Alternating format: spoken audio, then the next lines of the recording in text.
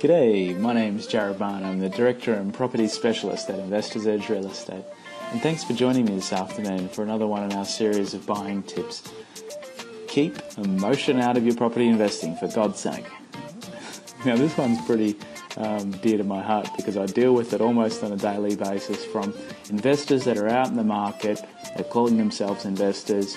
And for me, anyone that is out to buy an investment property needs to be doing it not from a space of emotion, but based on their criteria, their numbers and logic.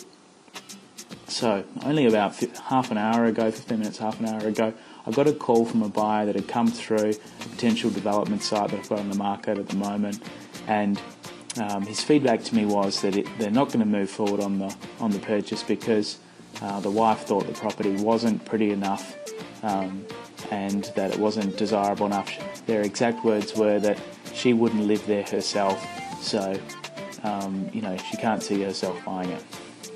Now this property is a potential 4-unit site. It's just been approved R60 zoning, so it's really bought for its land value and its potential for development, either now or down the track.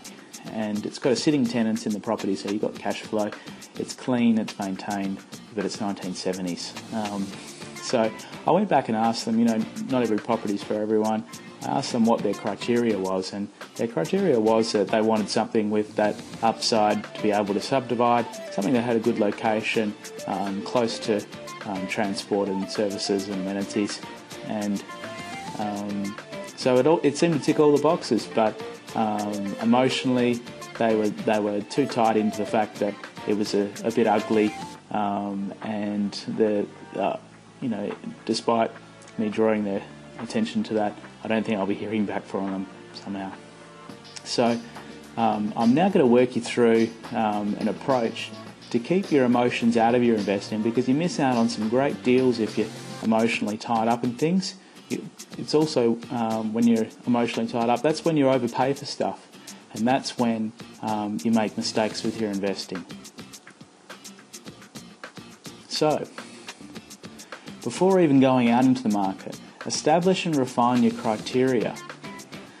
Set your budget, and that's a great starting point.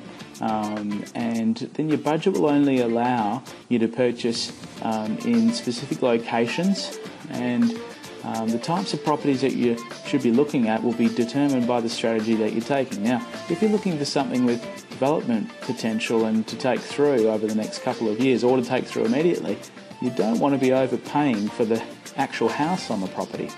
But if you're looking for something to offset your tax, you're looking for something that's going to be, headache-free with tenants that are going to be the high end of the tenant pool, then obviously the type of property that you're going to buy is going to be completely different because your strategy is different.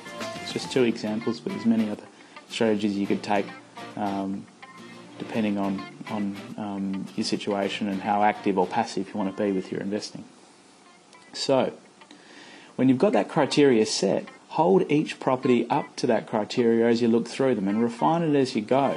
You'll have your suburbs list, you'll have your housing type. Within a suburb, there's different locations that are better than others, so hold each property up to that criteria. And just remember that no property is ever perfect. If you spend, you could spend a decade looking for a property that is 100% perfect. You're never going to have, perfect floor layout, perfect, presentation and fittings, perfect location, perfect everything means that you'll never be making a purchase, and you'll be suffering what we call analysis paralysis within the industry.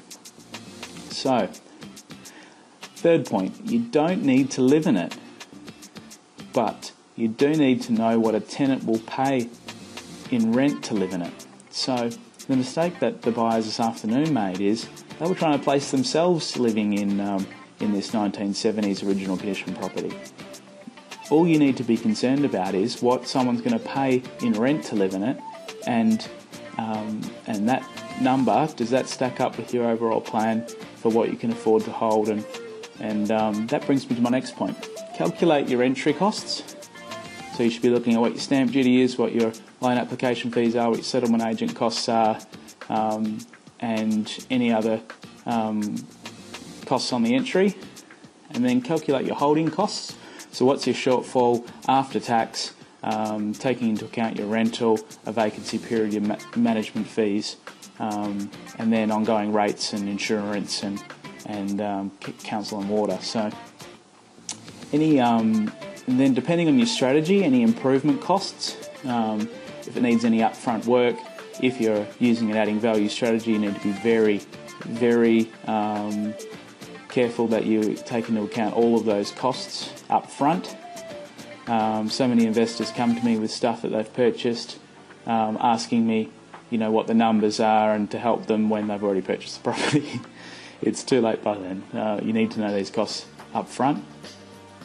And set your price before you even go into a negotiation. So deciding what you're going to pay for a property is not done when you've counted it back and forward 2 or 3 times. You draw your line before you even go into it, and finally stick to that point. Thank you for joining me today for another Investor's Edge buying tips. Really appreciate you watching, and make sure you connect with us on Facebook and the Investor's Edge community board. Bye.